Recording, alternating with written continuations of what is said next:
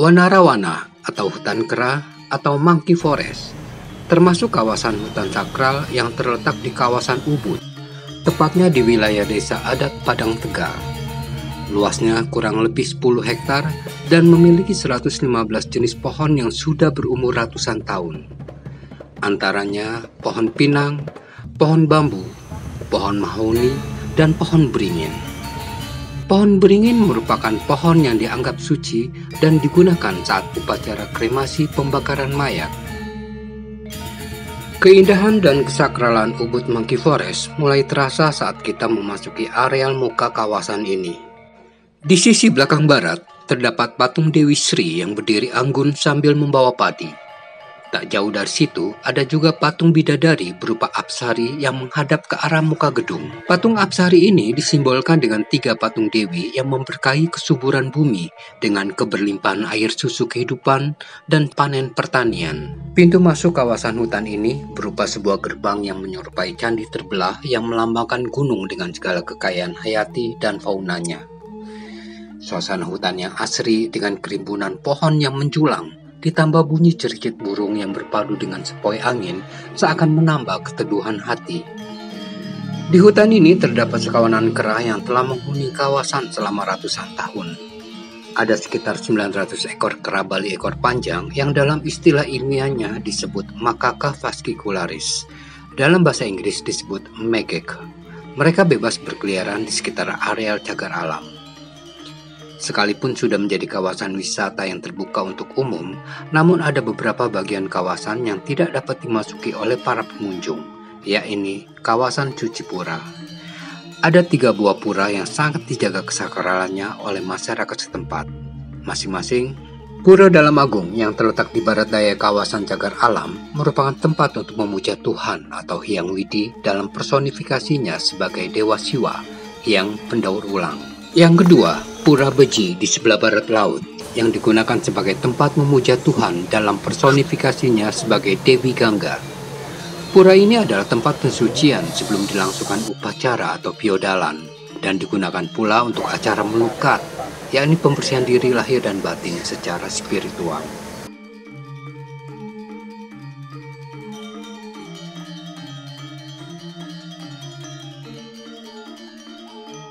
Pura yang ketiga adalah Pura Prajapati yang terletak di sebelah timur laut.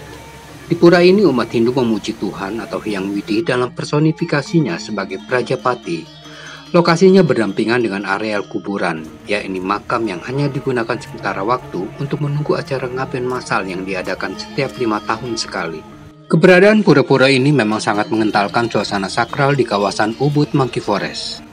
Berdasarkan analisa dari Pura Purana, sebuah buku suci yang terbuat dari daun lontar dan merupakan dokumen bersejarah, dijelaskan jika pura-pura di kawasan Mandala Suci Wenarawana telah dibangun pada kisaran pertengahan abad ke-14 saat kerajaan di Bali dikuasai oleh dinasti Pejeng, tepatnya pada sekitar awal dinasti Gegel. Berbagai ritual keagamaan umat Hindu kerap juga dilangsungkan di tempat ini, sebuah perwujudan harmonisasi yang begitu lekat antara alam, hewan, tumbuhan, dan manusia, serta hubungannya dengan Sang Maha Pencipta.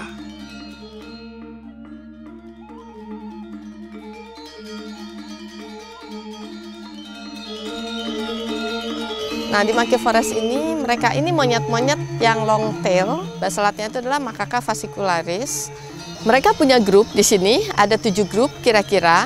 Nah, monyet-monyet yang jantan itu punya gigi yang cukup besar, gitu ya. Dan mereka itu sering banget memamerkan giginya mereka. Gitu. Beratnya si jantan-jantan ini sekitar 8-10 kilo. Nah, kalau yang betina itu sekitar 6-8 kiloan. Nah, kalau yang jantan, dia punya janggut di mukanya. Nah, kalau yang betina itu bulunya lebih panjang. Kira-kira seperti itu.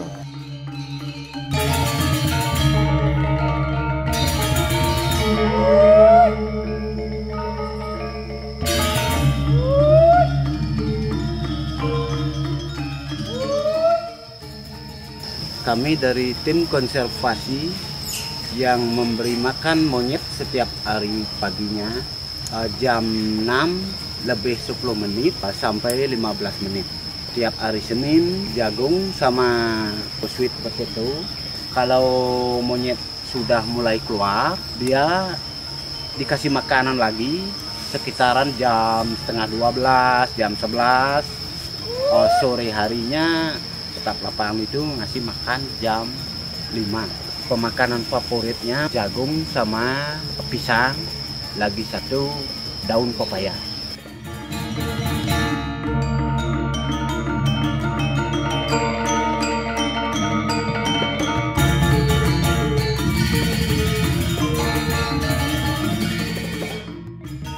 Pak, problemnya apa Pak di Monkey Forest ini Pak? Problemnya masalahnya monyet itu keluar mengganggu penduduk. Oke. Mungkin karena dipancing di luar dia dapat makanan yang menurut dia lebih enak mungkin. Pak, itu kan yang monyet-monyet itu kan selalu naik tiang listrik ya Pak ya? Menurut Bapak, kenapa mereka mau? Menurut saya sih karena dia kan biarnya lebih aman dia jalan di sana ketimbang di bawah gitu. Ada kecelakaan sampai tertabrak mobil, sepeda motor. Oke, ya. Tapi jarangnya sih yang mati, tapi cuma patah.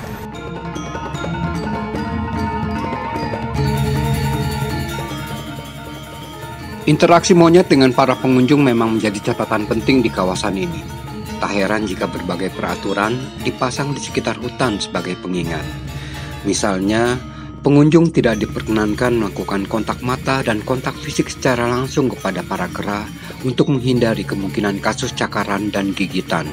Dilarang untuk memberi makanan tambahan kepada para kera demi alasan kesehatan kera-kera itu.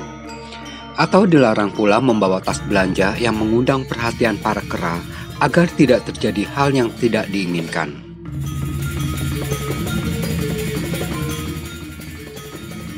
Otak dan pikiran manusia adalah hal paling menarik dan menakjubkan yang ada di jagat raya ini. Ada lebih dari 30 miliar neuron di dalam otak manusia yang bekerja dengan dahsyat melebihi kemampuan superkomputer manapun. Neuron atau saraf otak inilah yang dengan dahsyatnya menciptakan keajaiban dalam hidup manusia melalui memorinya yang berkapasitas sekitar 30-70 triliun giga. Sebagaimana komputer yang dapat terhubung dengan komputer lain melalui jaringan, demikian juga pikiran manusia. Segala sesuatu di jagat raya ini adalah energi. Saya, Anda, semua makhluk hidup lain, dan benda-benda di sekeliling kita adalah perwujudan energi. Pikiran manusia menjelajah dan dapat mengadakan kontak dengan pikiran siapa saja dengan teknik subjective communication. Ibarat sebuah kapal yang berlayar, pikiran adalah layar dan kemudinya yang bekerja sama untuk mencapai segala tujuan yang diinginkan. Pikiran bawah sadar manusia dapat mewujudkan keajaiban jika orang tahu bagaimana cara mengendalikannya. Karena pikiran bawah sadar bekerja seperti komputer yang memberi inspirasi dan membimbing, di samping fungsinya sebagai gudang memori. Bagaimana caranya kita bisa masuk ke gelombang alfa? Nah, gelombang alfa itu ada seperti kalau kita mau tertidur. Nah, kita mempertahankan momen itu sebenarnya. Ya, caranya gimana? Caranya itu ada metodenya sendiri, jadi ada pengantarnya, di mana kita pelan-pelan mulai masuk dengan rileks, sehingga pada saat kita mencari data itu, informasi itu murni adalah informasi yang kita dapatkan dari otak kanan kita.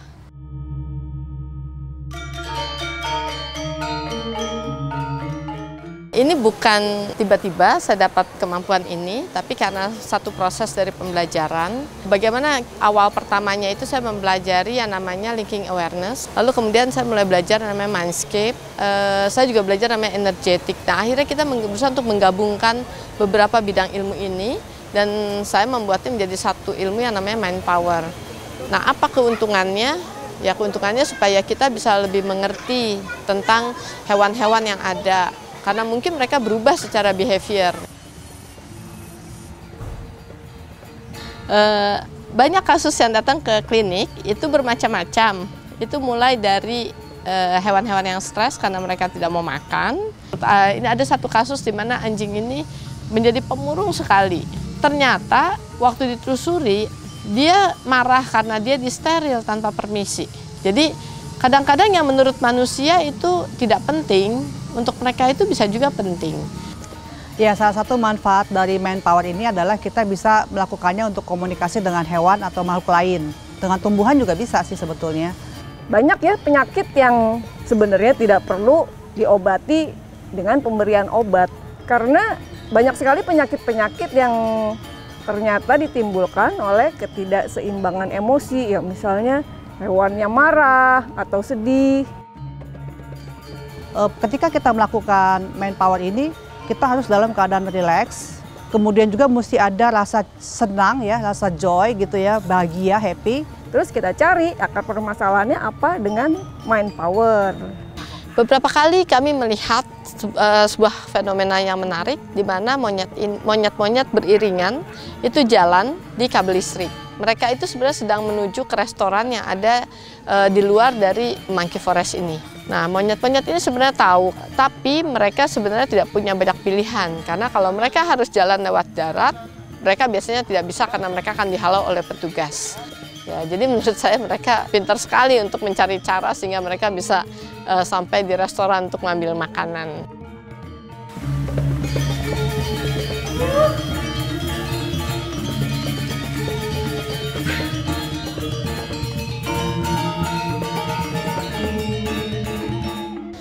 Monyet ini namanya Nelson. Nelson ini menderita kebutaan pada kedua matanya. Waktu saya tanya tadi, sebenarnya dia kepingin sekali untuk bebas, untuk free. Nah, tapi yang saya rasakan adalah Nelson ini sulit kita untuk melepaskan dia karena dia akan diserang oleh teman-temannya. Akhirnya ya kita tidak punya pilihan lain. Nah, yang kami lakukan adalah membuat dia bisa menerima kondisinya dia.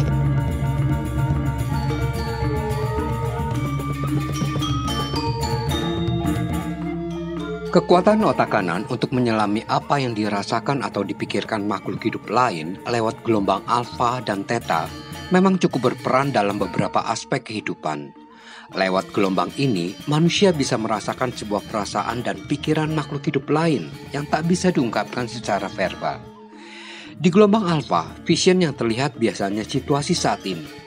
Sementara di gelombang theta, vision yang tampak lebih luas, mulai dari masa lalu hingga segala kemungkinan yang bisa terjadi di masa depan.